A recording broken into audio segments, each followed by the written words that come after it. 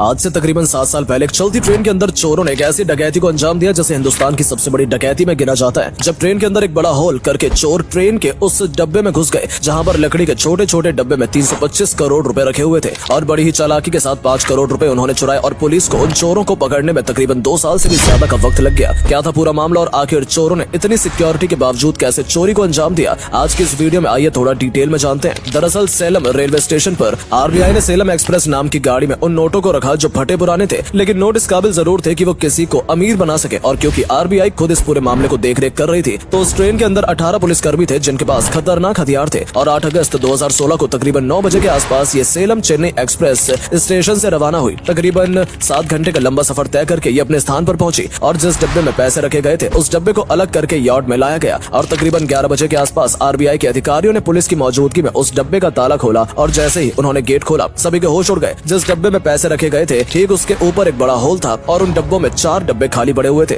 जिसमें तकरीबन 5 करोड़ 78 लाख रुपए थे। ये देखने के बाद सभी हैरान हो गए क्योंकि ट्रेन के अंदर इतनी सिक्योरिटी थी, उसके बावजूद भी आखिर चोर ट्रेन के ऊपर कैसे चढ़े और एक होल करके इतने सारे पैसे कैसे ले गए। इसके बाद अलग अलग थ्योरी पेश की गई। कुछ पुलिस कर्मियों का ये मानना है कि चोर जरूर इन यात्रियों में से ही होंगे क्योंकि ये काम इतने गुप्त तरीके से किया गया है कि किसी अनजान इंसान को इसकी भनक भी नहीं लगती। वहीं कुछ पुलिस वालों का ये मानना था कि जब ट्रेन की रफ्तार धीमी हुई होगी तब चोर ट्रेन के ऊपर चढ़े होंगे और गैस कटर की मदद से उन्होंने ये छेद किया होगा और उसके बाद इन लोगों ने इतने सारे पैसे चुराए होंगे और जब ट्रेन रुकी होगी या फिर उसकी रफ्तार धीमी हुई होगी तब ये लोग पैसे लेकर फरार हुए होंगे। हालांकि आरबीआई के ऑफिसर का ये मानना था कि जब ये ट्रेन वृद्धांचलम पर पहुंची होगी तभी चोर ट्रेन के ऊपर चढ़े होंगे क्योंकि इस स्टेशन पर ही डीजल इंजन को निकालकर बिजली वाला इंजन लगाया जाता है जिसमें थोड़ा बहुत वक्त लगता है और इसी का फायदा उठाकर उन चोरों ने ये काम किया होगा। लेकिन चौंकाने वाली बात ये थी कि पुलिस वालों ने जब ट्रेन की छत की अच्छे से जांच की तो वहाँ उन्हें बहुत कम फिंगरप्रिंट्स और पैरों के निशान नजर आए और उनका सबसे बड़ा सवाल यही था कि चलती ट्रेन में गैस कटर से ट्रेन के अंदर छेद करवाना तकरीबन नामुमकिन काम है, जिसकी वजह से पुलिस वालों का शक धीरे धीरे आरबीआई के ऑफिसर पर ही जाने लगा और उनका ये कहना था कि जरूर आरबीआई के किसी ऑफिसर ने ही इस चोरों की मदद की है। उन्होंने चोरों को बताया था कि पैसे कहां पर रखे हुए हैं और जब ट्रेन सेलम स्टेशन से चली थी तो तभी ये चोर उस डब्बे में चढ़े होंगे और उन्होंने अंदर से ही ट्रेन के अंदर छेद किया और पैसे लेकर वहां से भाग गए। और उनका शक इसलिए भी जायज था क्योंकि जहां पर पैसे रखे गए थे उसके अगले डब्बे में 18 पुलिसकर्मी तो थे ही बल्कि डब्बे के पास 2 होमगार्ड भी थे जो लगातार पैसों की निगरानी कर रहे थे। और जब पुलिस को ऐसा लगा कि वो इस केस को नहीं सुलझा पाएंगे तो इस केस को सीआईडी को सौंप दिया गया और उन्होंने वहां मौजूद सभी सीसीटीवी की अच्छे से जांच की और तकरीबन 2000 से ज्यादा रेलवे स्टेशन मास्टर और लोगों से पूछताछ की, लेकिन उसके बावजूद भी उनके हाथ कुछ नहीं लगा। इन सब के बाद कई सालों तक जब सीआईडी के भी हाथ कुछ नहीं लगा तो इंडियन गवर्नमेंट को खुद एनएसए को ये रिक्वेस्ट भेजनी पड़ी कि वो सैटेलाइट की मदद से ये पता करें कि आखिर चोरों ने चोरी को अंजाम कैसे दिया